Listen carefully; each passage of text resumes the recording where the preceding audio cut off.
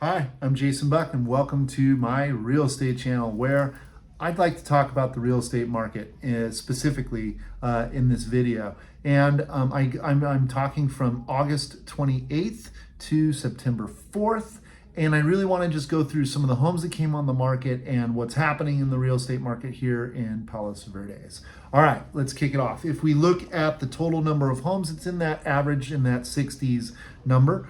We had new active homes at 24, 15 of which were price reductions. So we're still seeing a sluggish market. Now, historically speaking, you would see that in August where a lot of people get that last vacation in before school starts. There's a lot of like energy towards school and getting ready and going, and it slows down the market a bit because not as many people are out or thinking about homes at that time. Let's look at that just a little bit bigger in a bigger picture. Sellers have been on the market maybe a month or two. Our market in general has been slow. Average days on market is close to 30. So if they've already been on a market through July or even June, and now here in August and it's slow, they're getting very anxious. They're saying, what's wrong? What's happening? Interest rates have been all over the place. So that kind of helps a little bit and then hurts a lot. Because most people are like, hey, I want to wait till the interest rate comes down. So there's a lot of speculation that in September, in the second week or so, there's going to be an interest rate drop. A lot of talk about that. It also reflects on the jobs report to where the bond market's going to be and what that interest rate's going to be set at. So there's a lot of talk about that. And a lot of buyers seem to be waiting for that to happen. But I want to tell you, that's probably not the best thing to do. If the interest rate comes down, it'll allow a buyer more opportunity or more purchase power for the property that they're looking at. And therefore, there could very well be more people in the market and prices will go up because now it's more competitive. So right now is a very, very good time to buy and to take that very seriously. Look, you can still get yourself on an arm lock or lock in during your contingency period to that lower rate if it becomes available here in these next 2 weeks. But I would strongly urge, if you're on the fence of thinking about buying something, to go ahead and say, now is the time. Jason, let's go look at this house. We're not seeing a whole lot of good new inventory. So, 15 price reductions out of 24 new homes means there's, 10 new houses that came out in the last week.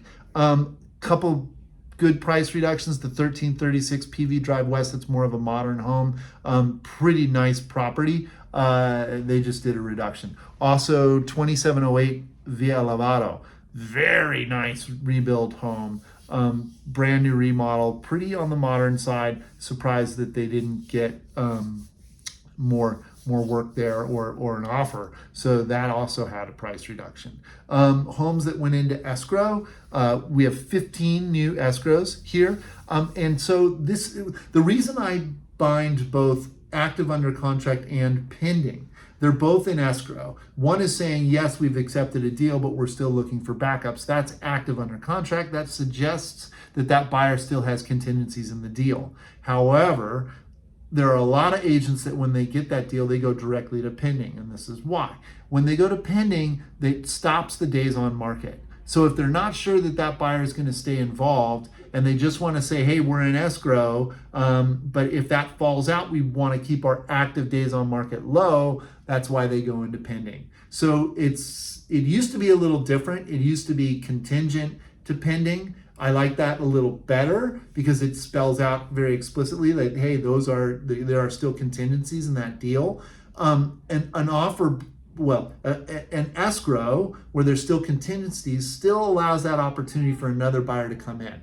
And I've talked to many buyers about writing backup offers and succeeded on several of them during that process. Because if they can't get together on the repair request or maybe their loan isn't quite done, you want to be in that next position so that before it goes back to the active market, they call you and say, hey, we're having some problems. Are you still interested in this property? Yes.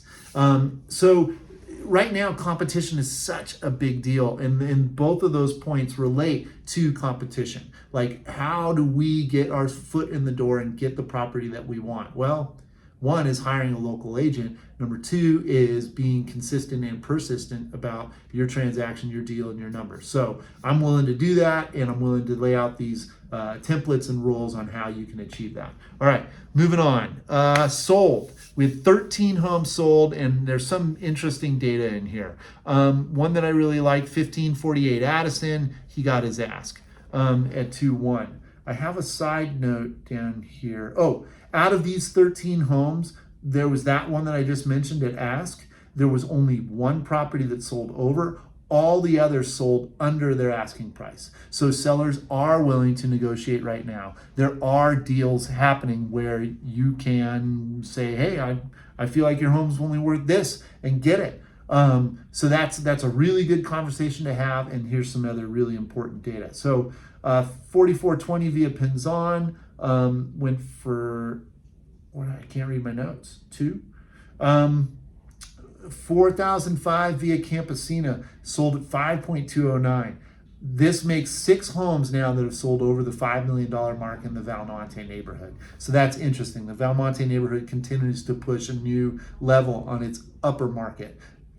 The other cities of Palos Verdes Estates have several deals above even 10 million for Marne Malaga, of course, because it's the bigger lots, the bigger estates. Those have the bigger values. Lanada Bay, the Cliff, and then Malaga Cove, just the prestige of that lower area, and they had a 9.4 within the last year on Paseo del Mar. I think it was 604 Paseo del Mar. Let's see here. Okay, this one, 31423 Marne. It was listed at 2.188. It had multiple offers. It went to 2.548. It must have been a cash deal because it closed in 17 days, sold in 7. So that's a pretty good indication of what a view will get you, because the house was in okay condition to marginal, but the view was just incredible. Very big panoramic, and also hillside, close to trails, big lot. So buyers do recognize when there is a special home like that, and they're willing to go over the ask to get it. Another really just like wow deal was 28852 Crest Ridge. This one sold for 3.25 in 22, and then just recently they reduced it to 3.149 in June. They had listed it, 28852 Crest Ridge.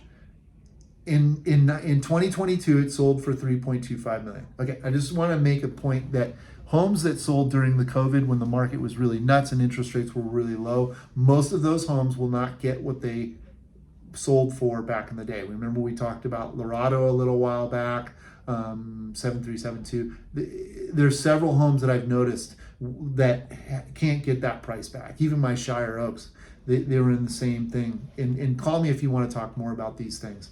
So this year, April, they listed at 3.299, the same price from what they bought it for back in 22. They reduced it in June to 3.149, and it finally sold at 3.028. So roughly 200,000 under what they had bought it for 3 or 4 years ago. So kind of interesting. I think all this is going to change again here as we're moving forward into this next level of economy. We got to figure out what's going to happen with the tariffs and the jobs and the interest rate and so forth. But it's really, it's kind of exciting. There is some really good stuff going on. There is some activity on the seller side. It's really about pricing. And I feel that there's some good inventory, like my Via Cornell listing, that's going to hold for its price because it's worth it. It's a very nice property, very well done. It has a lot of different boxes that you would check when you're looking for something. It's 4 bedrooms, could be 5, ocean view, great location, walkable to schools, that kind of thing. So if you want to talk about a home or have other curiosity in the market, what are these things selling for? I've been doing this for 26 years or more, and I grew up in the area and I love it, and I'm happy to talk to you more about it. So thanks for watching, and make it a great day.